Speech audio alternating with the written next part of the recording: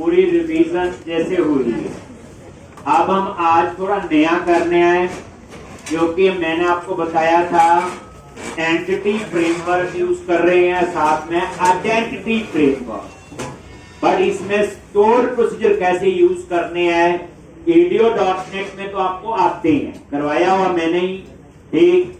अब इसमें बट ये जो स्टोर प्रोसीजर का कंसेप्ट है, मैं सिर्फ एक मॉडल पे अप्लाई करके बताऊंगा। कवर टाइप पे, कैटेगरी पे खुद करना, आगे जो है तभी इतनी कॉपीज बनाओगे तभी आपको पता चले। यानी एक कॉपी में सारा काम कैसे करो, स्टोर प्रोसीजर से। तो कई बार कई चीजें मैंने इसलिए ऐड की होती सीखने के लिए, ताकि हमसे कोई पूछे इतने बढ़िया स्टोर प्रोसीजर होते हैं, परफॉर्मेंस बेटर है, सिक्योर होते हैं, तो उनको प्रोजेक्ट में क्यों नहीं यूज करते, इसलिए मैं ये आपको करवा रहा हूं। तो मुझे ये नहीं बताना पड़ेगा आज स्टोर भी क्या होते हैं और क्यों बनाते हैं, पूरा लेक्चर लिया हुआ जो बनाए थे और उसको फिर इंप्लीमेंट किया था। आज हम लोग सबसे पहले डाटाबेस बना हुआ टेबल बनाए, स्टोर प्रोसीजर बनाने आप लोगों ने, तो उसके लिए क्या करते हो, एक एम्प्टी माइग्रेशन चर बनाएंगे और उस माइग्रेशन के अंदर हम लोग स्टोर प्रोसीजर का कोड लिखेंगे। अब स्टोर प्रोसीजर बनाने के सिंटैक्स वैसे तो पता है, क्रिएट स्टोर प्रोसीजर, उसका प्रोसीजर, उसका नेम याद है, एज उसके अंदर हम लिखते थे, ठीक। तो पहली बात कहां बनाएंगे, तो आप क्या करो, टूल्स पे गए, नगेट पैकेज मैनेजर और पैकेज मैनेजर कंसोल। सबसे पहले डाटाबेस सेलेक्ट कर लो, कौन सा, डेटा एक्सेस।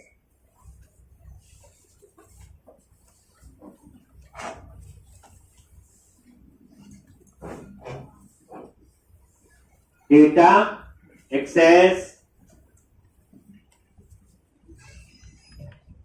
और यहां पे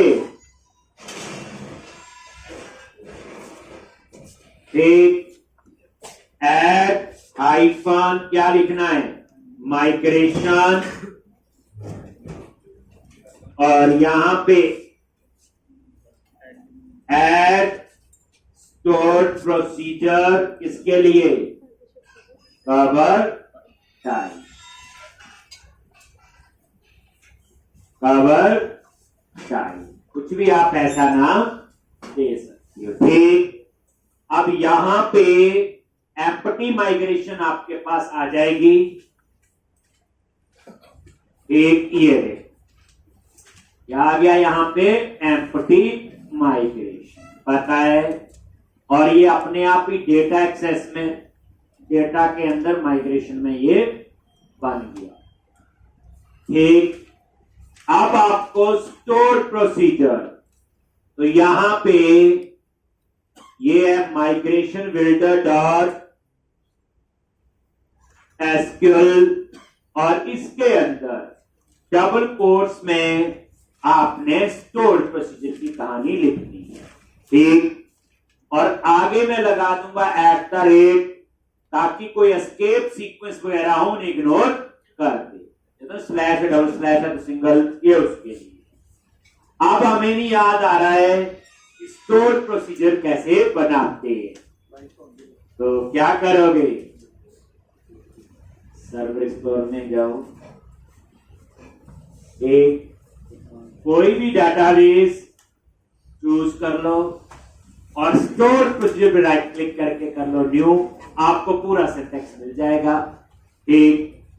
जैसे ये स्टोर प्रोसीजर है, राइट क्लिक करो किसी भी डाटाबेस में, ऐड न्यू। अगर मैं डाटाबेस में जाके डायरेक्ट बनाता हूं तो उस डाटाबेस में तो बन जाएगा, लेकिन कल को माइग्रेशन दूसरी जगह चलेगी तो वहां वो नहीं होगा, इसलिए हम ऑलरेडी उसे कहां ऐड कर देते हैं, माइग्रेशन। मतलब कहने का, मान लो मैं डाटाबेस तो ऑलरेडी बना चुका हूं, अगर मैं उसमें बना देता हूं स्टोर प्रोसीजर, बन जाएंगे, चल जाएगा मेरी कॉपी, लेकिन कल को इस प्रोजेक्ट को दूसरी जगह ले गए और अपडेट डाटाबेस किया तो उस डाटाबेस में स्टोर प्रोसीजर नहीं होंगे, इसलिए हम उन्हें कहां बनाते हैं, migration, add new store procedure. सारी कहानी समझनी यही है देखो।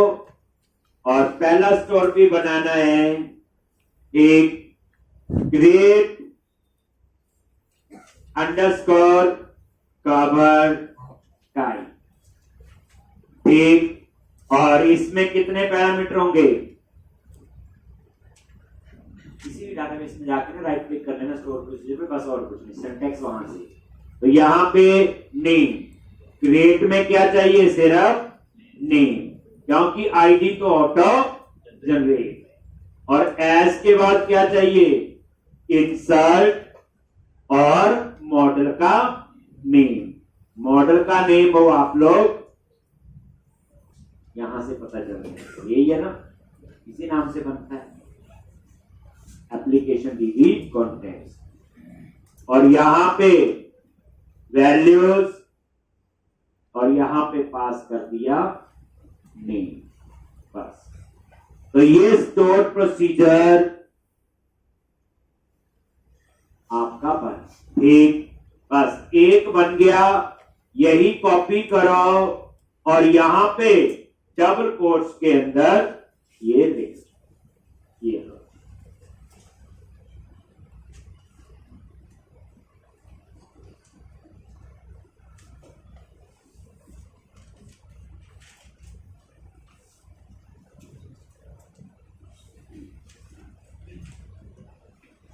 सिंटैक्स देखना था ना, क्रिएट प्रोसीजर और क्रिएट कवर टाइप सेम का ही है, और एक इसमें पैरामीटर, और बस इसी को कॉपी करते जाएंगे। दूसरा बनाएंगे अपडेट कवर टाइप, बस उसमें दो पैरामीटर होंगे, आईडी और नेम, और इंसर्ट की जगह अपडेट को है, ठीक। ऐसे तीसरा डिलीट के लिए बनाएंगे। दिमाग लगा देना होता, हमें स्टोर की तो पता थी, सिंटैक्स कितने दिन हो गए नहीं आते, वहां से आपने सिंटैक्स एक बार देख। तो अब यहां पे ये कॉपी किया, सेम पेस्ट। अब यहां क्रिएट कवर टाइप की जगह क्या आ जाएगा, बोलो, अपडेट कवर टाइप। और इसमें एक पैरामीटर नेम तो चाहिए है, एक इसमें आईडी किस टाइप का होगा, इंटीजर। और यहां पे इंसर्ट की जगह क्या आएगा, बोलो, अपडेट टेबल नेम, ठीक। आगे set name is equal to @नेम, और यहां पे where ID is equal to @, बस हो गया। अपडेट का आराम से लिखना है, ये भी होना चाहिए, माइग्रेशन में क्यों लिख रहे, पता चल गया, ताकि कल को डाटाबेस दूसरी जगह बने अपडेट डाटाबेस से, तो ये स्टोर प्रोसीजर बनने चाहिए। और इसी तरह से किसका है, डिलीट का होगा,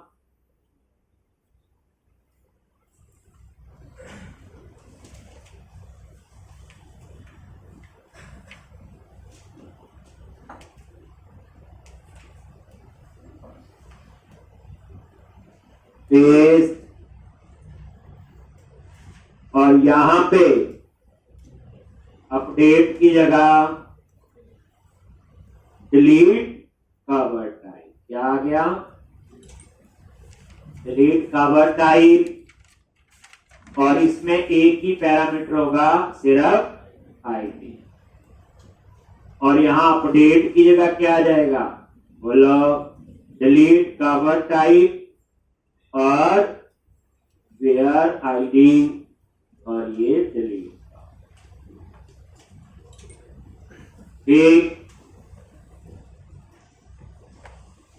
आगे @ क्यों लगाया, अगर कोई इसमें एस्केप सीक्वेंस हो, जैसे @ राके को फर्क पड़ता, देखो नहीं चल रहा ना, देखो,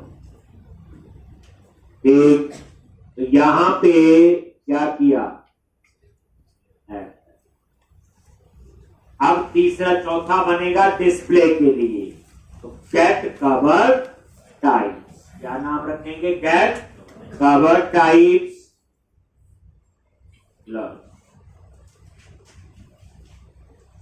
और यहां पे गेट कवर टाइप्स एस लगा दिया, डिस्प्ले का है। और ये आपने पैरामीटर इसमें कोई नहीं। और यहां पे क्या लिखते हैं बोलो, सिलेक्ट स्टार फ्रॉम, और ये कवर टाइप एक।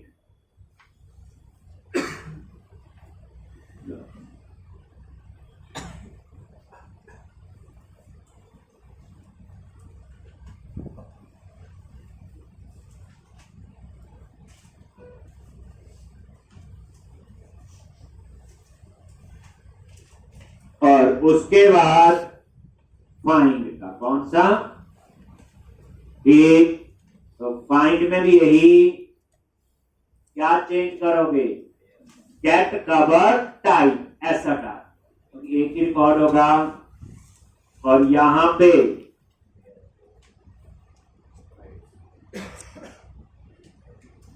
इन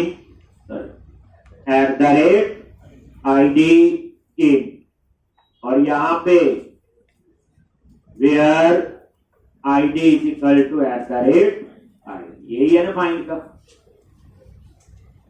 तो इस तरह से ये आपने चार जितने भी थे ये स्टोर प्रोसीजर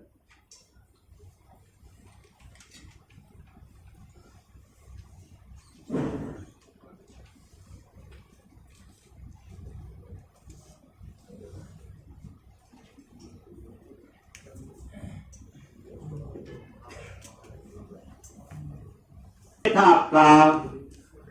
अब उसके बाद क्या करना है, अपडेट डाटाबेस। जैसे अपडेट डाटाबेस करोगे तो ये आपके पांचों स्टोर प्रोसीजर बन गए। तो ये काम था पहला आपका। फिर हम लोग इसको एक्सेस करने के लिए इसकी जेनेरिक रिपोजिटरी बनाएंगे, ठीक, जिसमें स्टोर प्रोसीजर को कॉल करने की कहानी लिखेंगे, जेनेरिक बनाएंगे। जेनेरिक का मतलब यह है कि कवर टाइप के साथ भी चले, कैटेगरी पे, बस स्टोर प्रोसीजर आपको सारे बनाने पड़ेंगे, याद रखना। जैसे मैंने तो अभी सिर्फ किसके बनाए, कवर टाइप के, ऐसे ही आपको कैटेगरी के बनाने हैं। कल को 15 मॉडल और एक के बनाने पड़ेंगे, ठीक। लो लिख लिया सबने,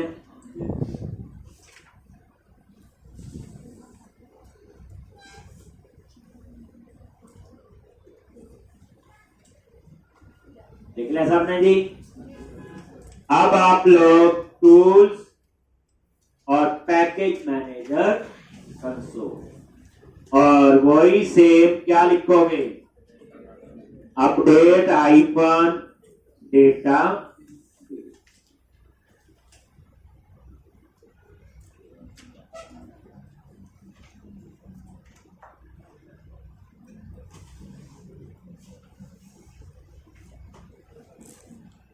और डाटाबेस में जाके चेक करो अपने ये स्टोर भी बने हैं कि नहीं, एक कोई एरर नहीं आई। तो अब आप लोग ये सारा क्लोज कर दो और डाटाबेस में जाके हम लोग चेक,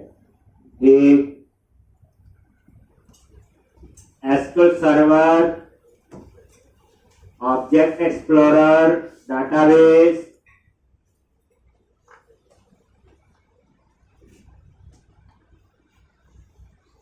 टीवी शॉपिंग कौन सा है, 116, और यहां पे ये स्टोर प्रोसीजर चेक करो बने हैं। अगर यहां बन गए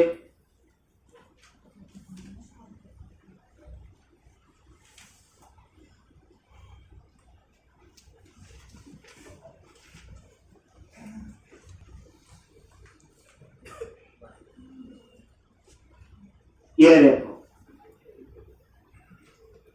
बन गए सारे, ये स्टोर प्रोसीजर आपके बन गए। अब आपका नेक्स्ट स्टेप क्या है, मैंने सिर्फ किसके बनाए, कवर टाइप, या आप कैटेगरी के बना, ठीक।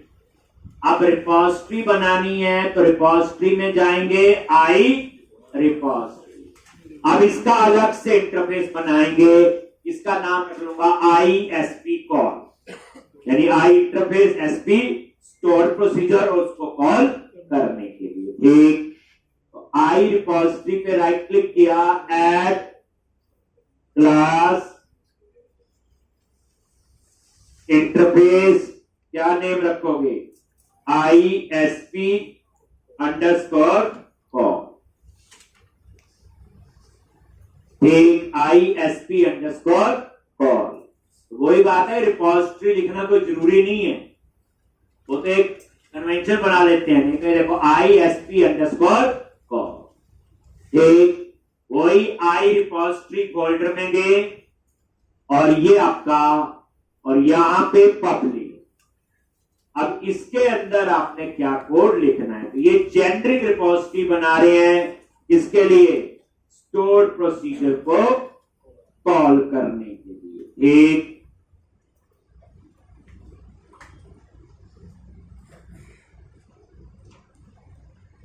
तो यहां पे तो सबसे पहले एक और आई डिस्पोजेबल, ये एक इसका इंटरफेस है, नया कर लेते हैं। तो डिस्पोज करने के लिए होता है आई डिस्पोजेबल, ये मैंने नहीं बनाया, ये बना हुआ है। ठीक, अब यहां पे हमने मेथड डिक्लेयर करने हैं। तो एक में सबसे पहले एग्जीक्यूट नाम से मेथड डिक्लेयर करूंगा, और ये मेथड जो है इसके लिए होगा स्टोर प्रोसीजर एग्जीक्यूट करना है। 3 स्क्रिप्ट चलेगा, सेव, अपडेट और डिलीट। पहला पैरामीटर क्या है इसका? स्टोर प्रोसीजर का नेम, पहला दे दिया जी स्टोर प्रोसीजर का नेम। दूसरा पैरामीटर है पैरामीटर। अब मान लो किसी स्टोर प्रोसीजर में 2 पैरामीटर होंगे, किसी में 1, किसी में 3, किसी में 10, तो वो पैरामीटर डायनामिक होने चाहिए। तो नई चीज आ गई, डायनामिक पैरामीटर। ठीक, डायनामिक पैरामीटर, और इसके लिए एक पैकेज इंस्टॉल करना है टेपर, याद रखना। कौन सा पैकेज होगा? टेपर। ठीक, दिखाता हूं ये, और ये पैराम, और नहीं है कोई पैरामीटर तो बाय डिफॉल्ट ना। ठीक, तो ये देखो, ये कौन सा पैकेज है? टेपर। ये डायनामिक पैरामीटर का नया कंसेप्ट आ गया। देखो कैटेगरी और कवर टाइप में तो 2 कॉलम है, कल को किसी में 4 होंगे, किसी में 6 होंगे, हम क्या यूज करेंगे? Dynamic parameter. नई चीज पता चल गई, डायनामिक पैरामीटर। अगर किसी स्टोर पे में कोई पैरामीटर नहीं है तो नल होगा। तो एग्जीक्यूट मेथड जो डिक्लेयर हुआ है, ये डिक्लेयर है, इंटरफेस में सिर्फ डिक्लेरेशन होती है। एग्जीक्यूट जो है सेव, अपडेट और डिलीट, इन तीनों के लिए काम करे। अब हम बनाएंगे उसके बाद एक और सिंगल। ठीक, सेम आपका रिटर्न टाइप फाइंड का ही होगा। ठीक, और यहां पे फिर वही 2 पैरामीटर, स्टोर पी का नेम और पैरामीटर। ये वही जेनरिक, ई का मतलब क्या हुआ? टाइप। कैटेगरी रिटर्न करेगा तो पी में कैटेगरी पास कर देंगे, कवर टाइप तो कवर टाइप। ये सिंगल का हो गया।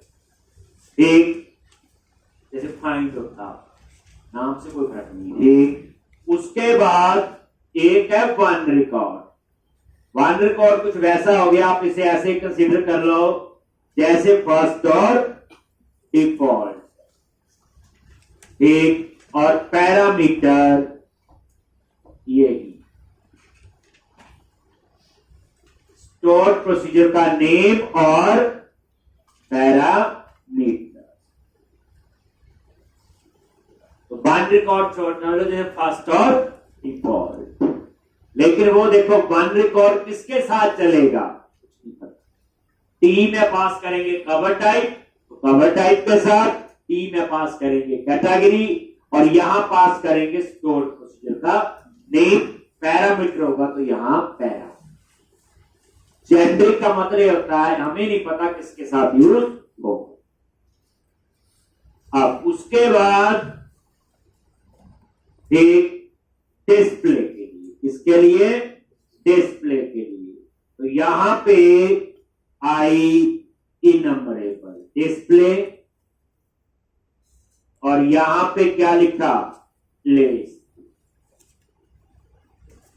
यहां पे लेस और पैरामीटर हो, ये डिस्प्ले का हो गया। किसका हो गया, डिस्प्ले का, क्योंकि इसमें क्या रिटर्न हो रही, कलेक्शन।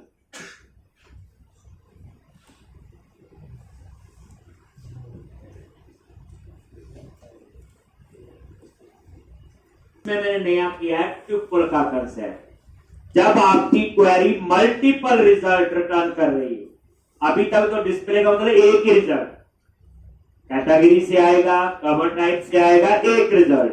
लेकिन मान लो 3 टेबल से या 2 टेबल से अलग अलग रिजल्ट आ रहे हैं, उस क्वेरी से उसको कैसे यूज करोगे, उसके लिए मैंने फिर एक और डिस्प्ले का बनाया। ये आपका है ट्यूपल का कंसेप्ट। कब यूज करना है, जब मल्टीपल क्वेरी के रिजल्ट हो। ठीक, कैसे, ये देखो ट्यूपल, और यहां पे आई इनमरेबल, और ये आ गया T1 कॉमा आई इनमरेबल, और ये आ गया T2। यानी इसमें ट्यूपल के अंदर 2 क्वेरी के रिजल्ट है, दो लिए ना, आई नंबरेबल T1 और T2। अगर 3 का बनाना तो 3 लेंगे, मैं 2 का एग्जांपल ले रहा हूं। मल्टीपल क्वेरी के रिजल्ट, और उसके बाद यहां पे लिस्ट, और यहां पे पास कर दिया T1 T2। ये ऐसे,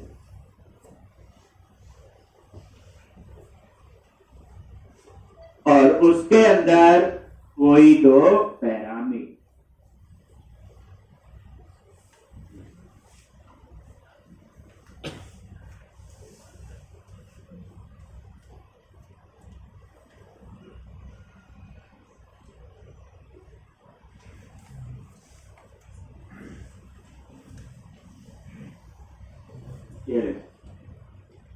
ये भी एक जेनरिक रिपोजिटरी बना रहे, किसके लिए, स्टोर प्रोसीजर।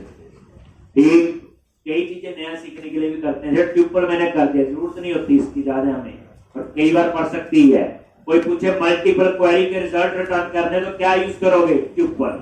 ट्यूपल क्या होता है, मल्टीपल रिजल्ट लेने के लिए। जैसे ये है, ये सिर्फ एक ही क्वेरी का रिजल्ट लेगा डिस्प्ले में, ये कितनी ले सकता है, 2। एक और चाहिए तो कॉमा देके इसके अंदर एक और लिख लो T3, और इसी तरह से, और है ये लिस्ट, और ये ओवरलोड हो गया। ठीक, क्या हो गया, ये ओवरलोड, क्योंकि इसकी रिटर्न टाइप अलग है ना। बाकी सब कुछ सेम है, नाम भी इसका लिस्ट है, लेकिन इसकी रिटर्न टाइप अलग है। इसकी सिर्फ ये है, इसका क्या है, तो एग्जीक्यूट क्या करेगा, सेव अपने डिलीट, सिंगल और वन रिकॉर्ड हो गया फाइंड, और आप कह सकते हो फर्स्ट और डिफॉल्ट, और लिस्ट हो गया डिस्प्ले के लिए, ट्यूपल वाला हो गया मल्टीपल क्वेरी के रिजल्ट। तो अभी तो सिंपल हमने डिक्लेयर किए हैं, क्या किए हैं, डिक्लेयर। अब हम इनको डिफाइन करेंगे, तो हम लोग क्लास बनाएंगे SP_for।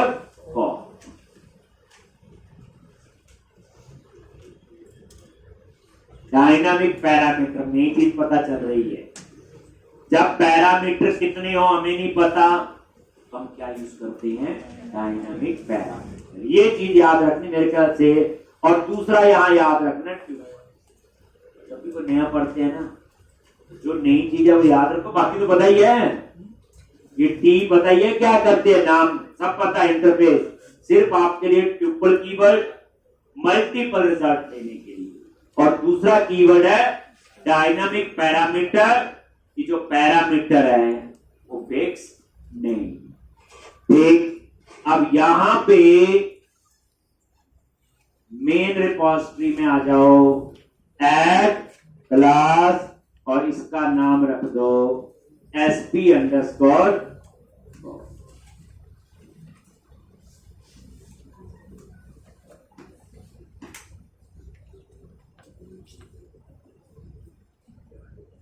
ठीक, और यहां पे इनहेरिट करना किसको, ISP_।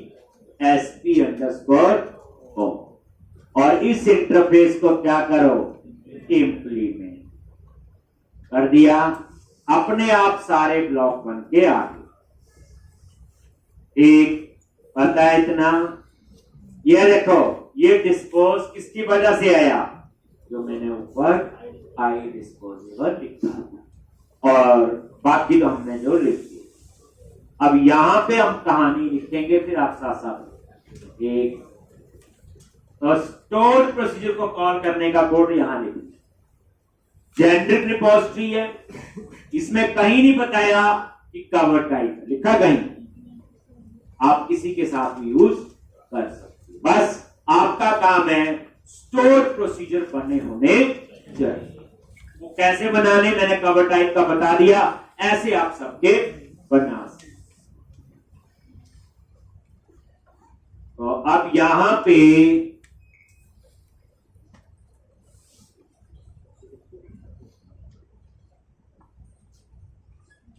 एप्लीकेशन डीबी और यहां पे कनेक्शन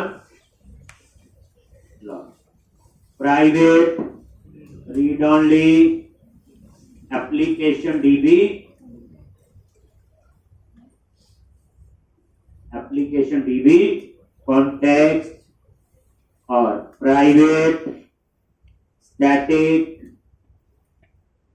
स्ट्रिंग,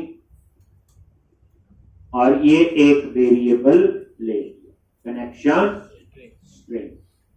स्टैटिक है तो मैं क्लास के नेम के साथ एक्सेस कर सकता हूं, बस, और बाकी स्ट्रिंग टाइप। अब आप इसके कंस्ट्रक्टर में आ जाओ, आगे SP_।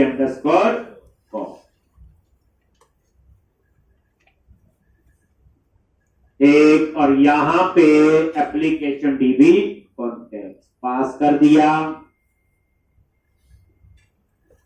कैसे पास करते हो, एप्लीकेशन डीबी कॉन्टेक्स्ट और यहां पे ये आ,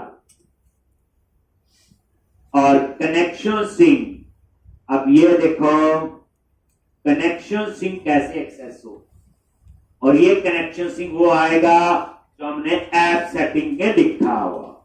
अब यहां पे कैसे आप उस कनेक्शन सिंक को एक्सेस करते, तो context database dot underscore context database dot, और यहां पे get DB connection, get DB connection dot connection string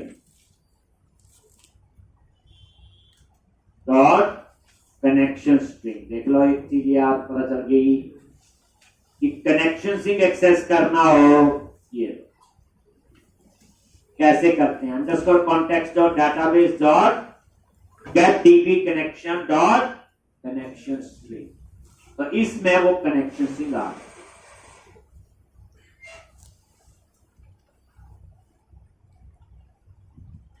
दो वेरिएबल ले लिए, एक में कनेक्शन स्ट्रिंग।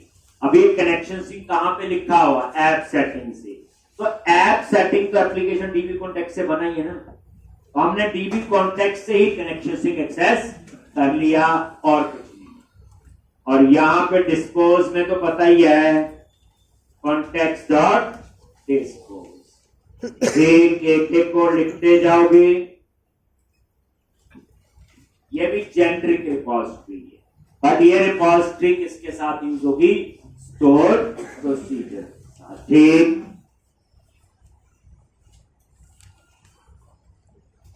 अब आपने क्या करना आगे? एग्जीक्यूट। एग्जीक्यूट मेथड 3 के लिए यूज होगा, सेव, अपडेट और डिलीट। बट कैसे कोड लिखना है?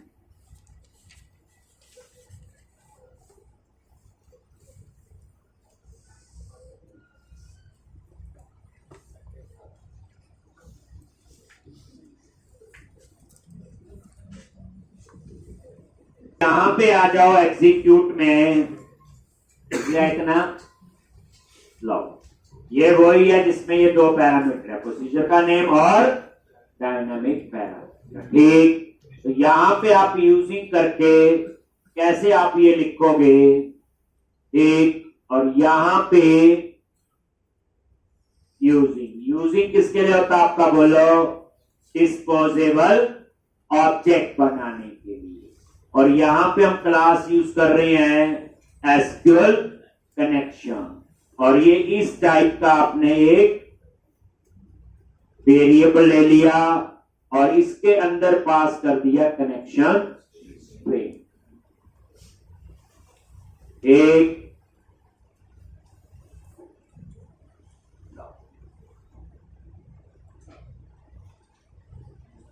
और उसके अंदर क्या लिखोगे? SQL con dot open. याद करो AD.NET ऐसे लिखते थे। एक एसक्यूएल कॉन डॉट ओपन और यहां पे एसक्यूएल कॉन डॉट एग्जीक्यूट।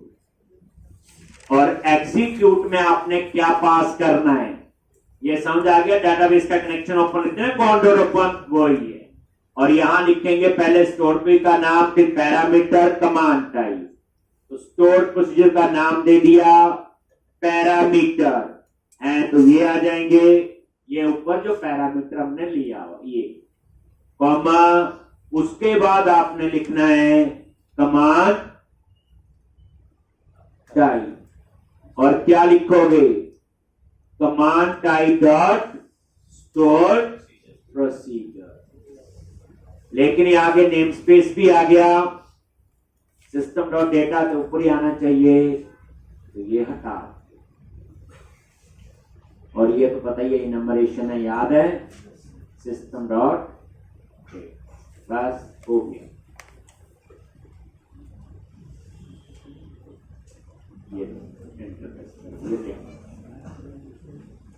ये कोड क्या करेगा?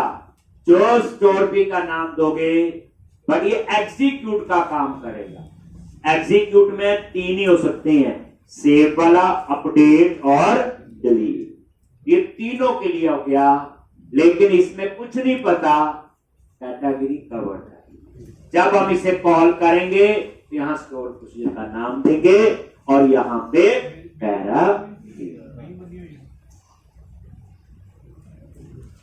यहां से पता चलता है क्या ये जेनरिक रिपोजिटरी।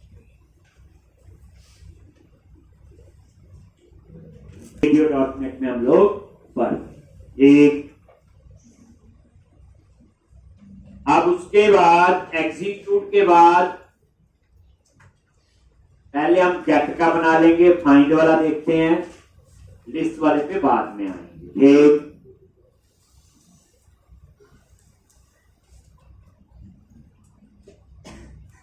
ये ऐसा सिस्टम बन रहा है, आपका काम है नए स्टोर भी बनाना, माइग्रेशन में बाकी ये कुछ करता रहेगा, बस कॉल ही करना है। इसके लिए तो आपको रिपोजिटरी भी बनाने की जरूरत, जैसे बनाई ना I category repository, I cover type, उसकी भी जरूरत नहीं, बताऊंगा क्यों नहीं। बट इसमें आपको स्टोर भी बनाने पड़ेंगे पहले, उसमें स्टोर भी बनाने की जरूरत नहीं, सीधा रिपोजिटरी बनाते हैं उनके लिए, थोड़ा बहुत तो फर्क होता ही है। चलो ये नीचे आ जाते हैं।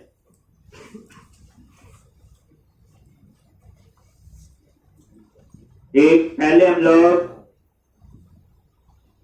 ये वन रिकॉर्ड और इसको कर लेते हैं, ये वाला चलो वन रिकॉर्ड और सिंगल। तो ये तो आपको लिखना ही पड़ेगा अब तो, यूजिंग लॉजिक, और यहां पे बोलो एसक्यूएल कनेक्शन कौन इज इक्वल टू, और यहां पे पास कर दिया कनेक्शन स्ट्रिंग। एक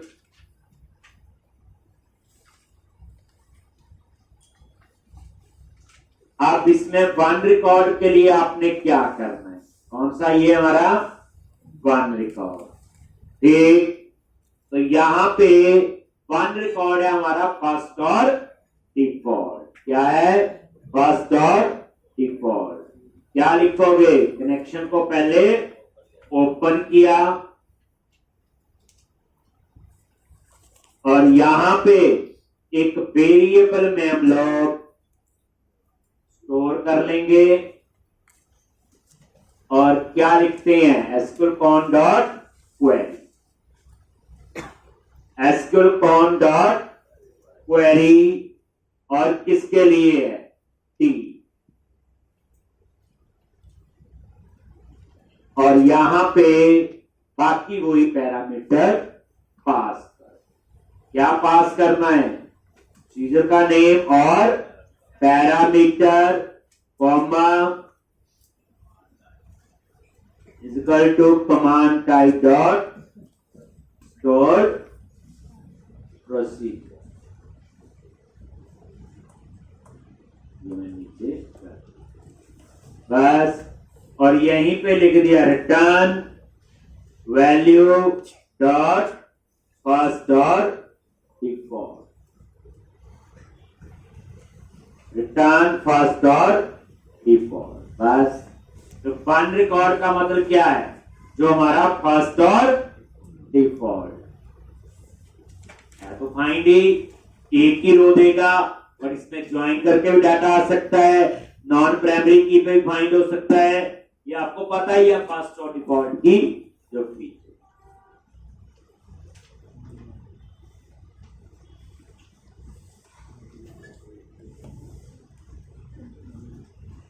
से सिंगल में मैंने आपको बताना है, जब आपकी क्वेरी सिंगल वैल्यू रिटर्न कर रही, ये नई चीज है।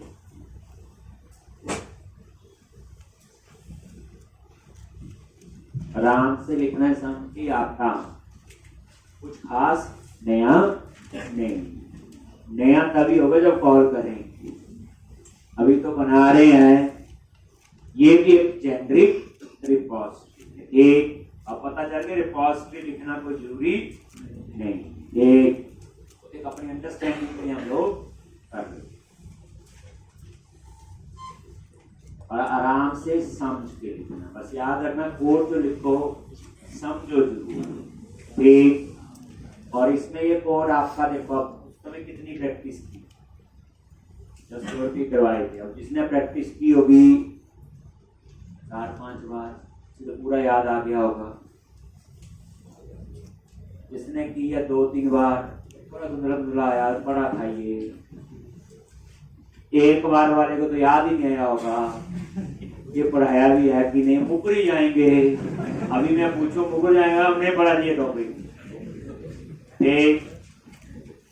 अब आपका सिंगल, इसमें मैंने कुछ नया याद रखना, एवरी टाइम भी कितने कराता हूं, कुछ नया सीखने के पर्पज से भी हमारा होता है। क्या लिखोगे, यूजिंग और बोल, तरीका वही डिस्पोजेबल ऑब्जेक्ट बनाता है, और यहां पे एसक्यूएल कनेक्शन,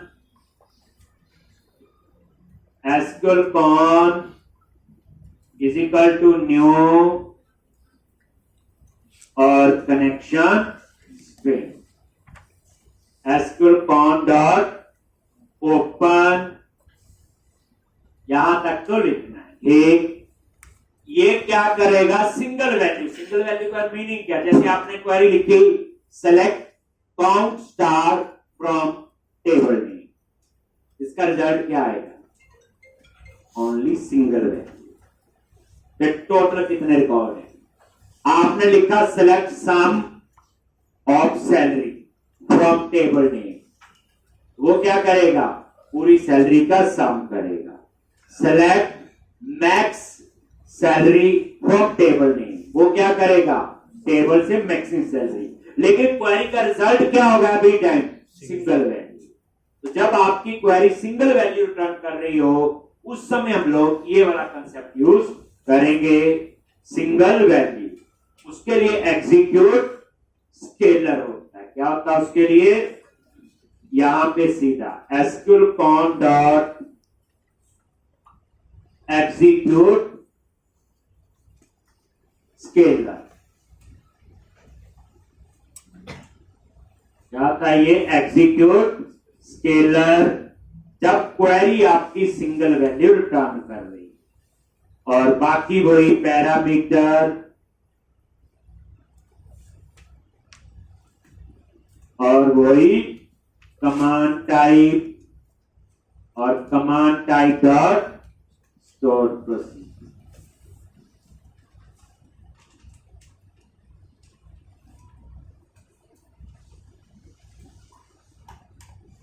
तो एग्जीक्यूट स्केलर होता है जो पहली बार आप कर रहे सिंगल वैल्यू। जैसे मान लो आपने ऐसे लिख दिया select star from table name, तो उस केस में पता क्या करेगा? पहली रो का जो फर्स्ट कॉलम होगा टेक उसकी वैल्यू हमें दे। तो एग्जीक्यूट स्केलर सिंगल वही होता है जब आपकी क्वेरी जो है सिंगल वैल्यू रिटर्न कर रही है। अगर ये किसी को एग्जीक्यूट स्केलर नहीं आता है, काम तो इसके बिना भी हो जाएगा, फर्स्ट डिफॉल्ट इनसे भी हो जाएगा, लेकिन उसमें एक पूरी रो आएगी, फिर रो में से हम उस वैल्यू को एक्सेस करेंगे। ये रेडीमेड ही मिल गया। जब आपको लगता है कि क्वेरी का रिजल्ट सिंगल वैल्यू होगा, सिंपल एग्जांपल दिया select count star from table name, क्या रिजल्ट होगा इस क्वेरी? एक ही वैल्यू होगी ना, काउंट स्टार मतलब टोटल 15 रिकॉर्ड है, तो सिर्फ उसकी रिजल्ट होगा 50। सिंगल रो सिंगल वैल्यू बस। जब उस समय हम एग्जीक्यूट स्केलर यूज करते हैं, मैं बात कर रहा हूं ये कि बड़े गुस्से से देख रहे लॉजिक। ये देखो, अगर आप ऐसे लिखते हो, कई बार क्वेरी ऐसी होगी सिलेक्ट काउंट स्टार फ्रॉम मान लो एम्प्लॉय, ये क्या करेगा? इस क्वेरी का रिजल्ट है मान लो 100 एम्प्लॉय बचना है, सिंगल वैल्यू। तो जब आपकी क्वेरी रिटर्न कर रही हो single value, then you must use क्या करना चाहिए? Execute scalar. अगर मल्टीपल वैल्यू चाहिए तो ऊपर हम यूज कर ही रहे हैं, जो फर्स्ट और डिफॉल्ट या जो पुरानी कहानी हम कर, ये था नया, बस नई चीज सीखनी, बाकी तो पुराना। अब हम बनाएंगे डिस्प्ले का। कौन सा बनाएंगे? डिस्प्ले।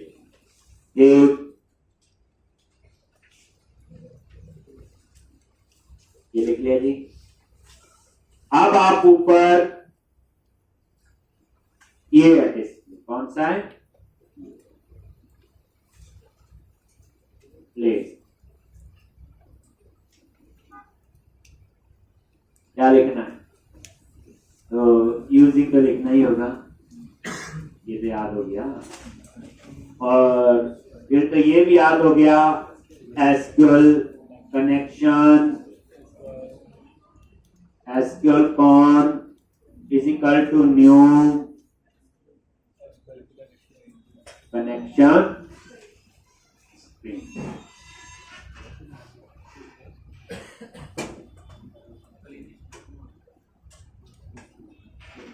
ये डिस्प्ले वाला है जो टू लिस्ट लिख देते थे, मल्टीपल टेबल, इसमें उससे आसान। एक ये कैट ऑल नहीं है, ये वो एक क्या ये कैट एक। तो यहां पे आपने क्या लिखना है? List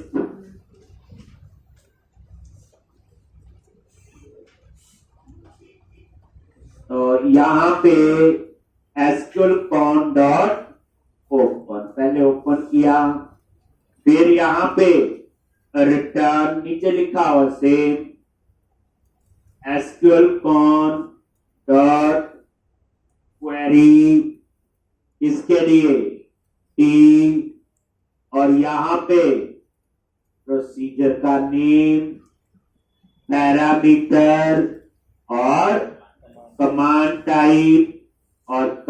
type dot store. ये आपका सेव। बस जब रिटर्न करना है यहां पे टू, अच्छा सीधे लग जाएगा इसमें, तो कुछ और करने की जरूरत नहीं है क्योंकि मैंने ऊपर रिटर्न लगा दिया। जो फर्स्ट और डिफॉल्ट था आप ये देखो यहां रिटर्न किया था फर्स्ट और डिफॉल्ट, क्योंकि एक ही रिकॉर्ड, वहां तो सारे हैं जितने क्वेरी का रिजल्ट होगा, तो फिर उस तरह से तो आपका ये लॉज।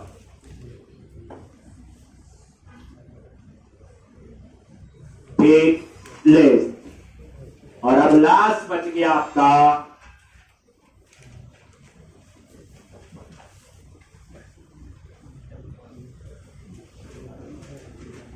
कवर टाइप के बाद आपका मेन मॉड्यूल स्टार्ट होगा। ये हमने कैटेगरी मॉड्यूल पे काम किया कवर टाइप पे, फिर आपका आएगा प्रोडक्ट मॉड्यूल, इसमें 2 कॉलम नहीं होंगे। ई कॉमर्स सिस्टम में मेन तो प्रोडक्ट होता है, बताइए शॉपिंग किसी प्रोडक्ट की होगी, एक उसमें इमेजेस की कहानी भी आएगी, उसमें 15-18 कॉलम भी होंगे, बड़ा कुछ उसके अंदर। तो मेन मॉड्यूल जो होता है प्रोडक्ट होता है। आप ऐसे सोचो जो ई कॉमर्स सिस्टम में प्रोडक्ट बनेगा, ठीक है, उसके बाद दूसरा काम आएगा उस प्रोडक्ट को खरीदेगा कौन, उस प्रोडक्ट को डालेगा कौन, तो फिर आपकी शुरू होगी यूजर मैनेजमेंट, कौन से रोल वाला यूजर क्या कर सकता है। फिर उसके बाद शुरू होगी shopping, add to cart, view cart, सारा कुछ। फिर उसके बाद आएगी पैसे की बारी, पैसे दिए तभी शॉपिंग करेगा। एक अब इस प्रोजेक्ट को चूज करने का मकसद क्या है कि आपको सारी चीजें पता है, ऐसा नहीं मैं बनवाई जा रहा हूं और आप लिखी जा रहे, वो तो पता ही है कि क्या होती है, कैसे ई कॉमर्स एप्लीकेशन काम करती है लॉजिक। अब आप लोग आ जाओ लिस्ट जिसमें ट्यूपल, ये मल्टीपल, तो ये सेम आपका, और यहां पे एसक्यूएल कनेक्शन, एसक्यूएल कॉन,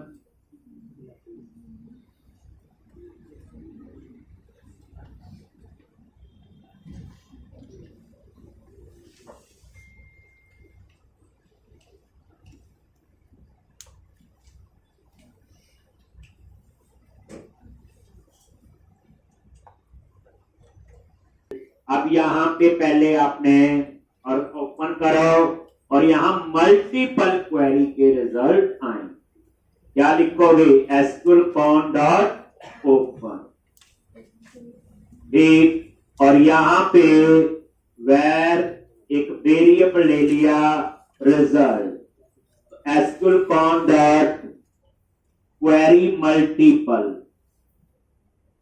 या मल्टीपल क्वेरी क्या था, क्वेरी मल्टीपल, ठीक, और इसके अंदर पास कर दो प्रोसीजर का नेम, पैरामीटर और command type dot store procedure.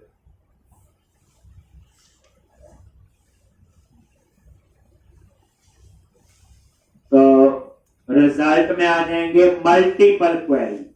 आप बोलोगे स्टोर प्रोसीजर में मल्टीपल क्वेरी लिखी कैसे होगी, इस तरह से, जैसे एक क्वेरी होगी कॉमा देके दूसरी होगी, जैसे सिलेक्ट स्टार फ्रॉम, मान लो ऐसे, दूसरी क्वेरी लिखी होगी ऐसे, select star from TV tab, 2 query के रिजल्ट आएंगे, बीच में कॉमा दिया, लिख सकते हैं हम ऐसे, एक,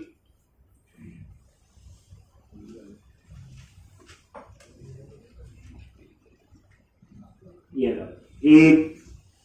अब आपने क्या करना है, एक, अब आपने उसके रिजल्ट रीड करने हैं, कैसे रीड करते हो?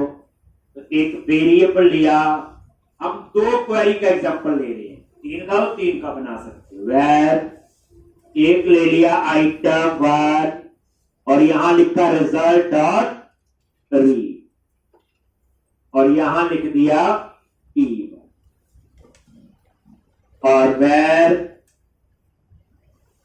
का नाम दे दो आइटम 1, क्या दे दिया? ये 1 और ये आइटम 2 रिजल्ट डॉट रीड। एक दो क्वेरी के रिजल्ट है, इसमें आ जाएंगे। पहले पहली क्वेरी का रीड किया, फिर दूसरी, और अब ये रिटर्न करनी है। क्या करने हैं अब हमने?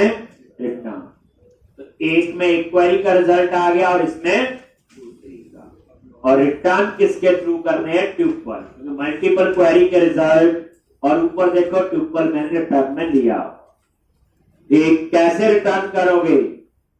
रिटर्न ट्यूपल, और यहां पे ये देखो, पहले तो चेक करो ये है भी कि नहीं। इफ इनमें डाटा है कि नहीं, is not equal to null. अगर दोनों एंड लगाया बीच में, एंड का मतलब होता है दोनों ट्रू होनी चाहिए, दोनों ही नॉट नल होनी चाहिए। रिटर्न, और यहां पे ट्यूपल रिटर्न कर दो, रिटर्न न्यू, ठीक, और यहां पे पास कर दिया आइटम 1 और आइटम 2।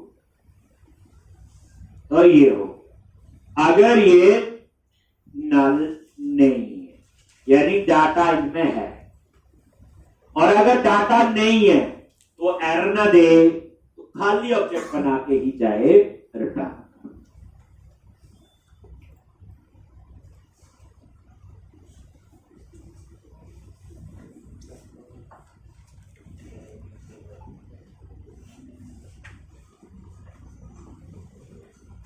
एक अगर एल्स, ये एल्सी है, रिटर्न न्यू ट्यूपल, और इसके अंदर ऐसे न्यू, ये खाली लिस्ट T1, ये रिटर्न कर दिया, कॉमा न्यू लिस्ट क्या T2, और ये रिटर्न।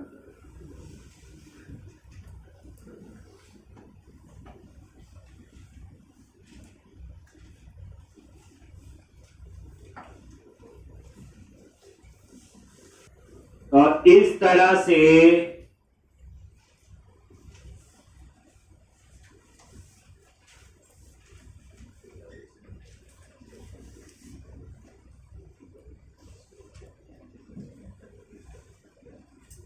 अब ये दोनों रिपोजिटरी बन, अब इनको ऐड कर दो आई यूनिट ऑफ वर्क में। आपको वो बनाने की जरूरत नहीं, I category, I cover type, ये इसका है, ये जेनरिक रिपोजिटरी बन गई। और ये जो लॉजिक लिखा है इसको किसी भी प्रोजेक्ट में यूज कर सकते। जेनरिक वाला जो वहां बनाया ना आई रिपोजिटरी, रिपोजिटरी, उसको कॉपी करो, जिस मर्जी प्रोजेक्ट में यूज कर लो। इसको आप जिस मर्जी प्रोजेक्ट में आई एसपी कॉल और एसपी कॉल को, ठीक, सिर्फ आपका काम है स्टोर प्रोसीजर करना। एक ट्रिपल भी पता चल गया, कोई पूछ ही दे, मल्टीपल क्वेरी के रिजल्ट, डायनामिक पैरामीटर पता चल गया, ठीक, नाम से पता चल रहा है कि पता नहीं कितने पैरामीटर हो या ना। एक और तो बेहतर कुछ नहीं था, बाकी का एसक्यूएल कनेक्शन तो पुराना ही है आपका, जो आपको सिंगल क्वेरी, अगर आपकी क्वेरी सिंगल वैल्यू रिटर्न कर रही हो तो एग्जीक्यूट स्केलर यूज करना है। मल्टीपल क्वेरी के लिए क्वेरी मल्टीपल, छोटी छोटी चीजें याद नहीं होती, जब भी आप नया पढ़ो ना, ये सारा नया पढ़ लिया, तो जो कोड लिखा 90% तो पुराना ही है। अगर आप ऐसे समझेंगे 4 चीजें याद रखनी आज के में है, बाकी तो हमें आता है, तो आप अच्छे ढंग से सीख पाओगे। अगर सारा ही जीरो से बोलोगे ये भी लिखना ये भी करना तो भूल जाओगे, सिंपल सी बात है। अब देखो आपने क्या कर लिख लिया सबने, ये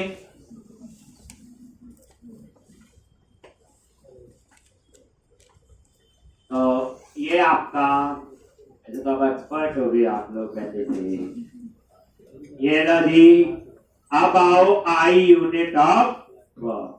यहां आगे क्या लिखना है, ऐसे होगा, क्या लिखेंगे यहां आई एस पी कॉल और यहां पे एस पी कॉल, लो जी। और दूसरे में वही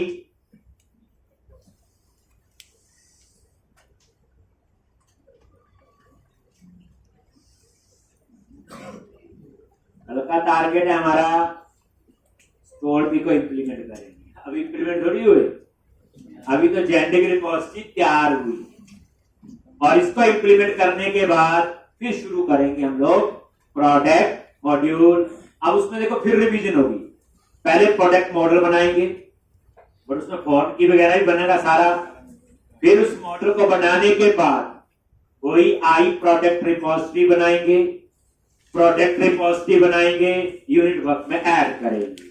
फिर हम क्या करेंगे, कंट्रोलर बनाएंगे, प्रोडक्ट कंट्रोलर एडमिन में बनाएंगे, क्योंकि प्रोडक्ट भी एडमिनिस्ट्रेटर ही ऐड करेगा, हम तो खरीदने वाले हैं। ठीक, फिर उस कंट्रोलर में वही अपसर्ट बनेगा, इंडेक्स बनेगा, वही कहानी चले। ठीक, तो एक आपको फिर रिवीजन शुरू से होगी। अब आपने इसको पहले ऐड करो यूनिट ऑफ वर्क, आगे यहां पे और यहां पे जैसे ये है, क्या लिखना, आई एस पी कॉल और यहां पे एस पी कॉल। ठीक, और उसके बाद S P call is equal to new SP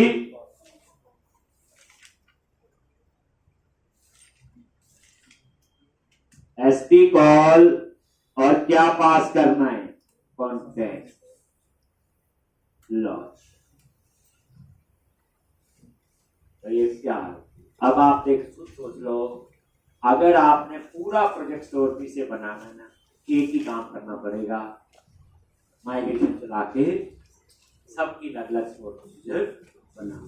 अब टाइप के मैंने बना दिए, कैटेगरी के बनाओ, प्रोडक्ट के जो है मैं आगे करवाऊंगा, प्रोडक्ट के बनाओ। तो आपके पास एक पूरा स्ट्रक्चर है। एक ये बिल्कुल क्लीन कोड होता है। मैं कह रहा हूं आपको, जो बच्चे काम करते हैं, तो आपके नॉन में हो ना, जो डॉटनेट में काम कर रहा हो, ASP.NET कोर ही कर रहे हैं, अभी MVC कोर यूज कर रहे हैं, उस पर ये प्रोजेक्ट दिखाओ, आपको डिफरेंस पता चल जाएगा, बता देगा मैं भी ऐसा कोड करता हूँ कि नहीं। तो काफी लोग जुगाड़ कर रहे होते। मैंने आपको पहले बताया ना, किसी बैच का बच्चा ही था, तो उसने ये प्रोजेक्ट वहां दिखाया, उसको तो बन गया, कंप्लीट हुआ। तो मैंने कहा कि प्रोजेक्ट सामने मैंने देखा, इतना साफ तो हम भी देखते कोड, ये बिल्कुल सिस्टमेटिक वे से आपका पूरा प्रोजेक्ट बन रहा है और बिल्कुल ऐसा नहीं है, कॉम्प्लेक्स नहीं है। सबसे ज्यादा प्रॉब्लम कब आती, जब हम प्रोजेक्ट को इतना कॉम्प्लेक्स कोड लिखते हैं, लिखने वाला थोड़ा टाइम बाद पूछ जाता कि कौन सा कोड किसके, तो प्रोजेक्ट पता नहीं कैसा बनेगा। लेकिन आप इसमें देख रहे हो एक एक चीज जो है, जैसे प्रोडक्ट मॉड्यूल शुरू करें फिर रिवीजन होगी, ऐसे और बड़े मॉडल बनने हैं। अभी तो बड़ा कुछ अभी तो ढंग से शुरू भी नहीं हुआ काम, तो कल आना पड़ेगा इन कामों के लिए आपको।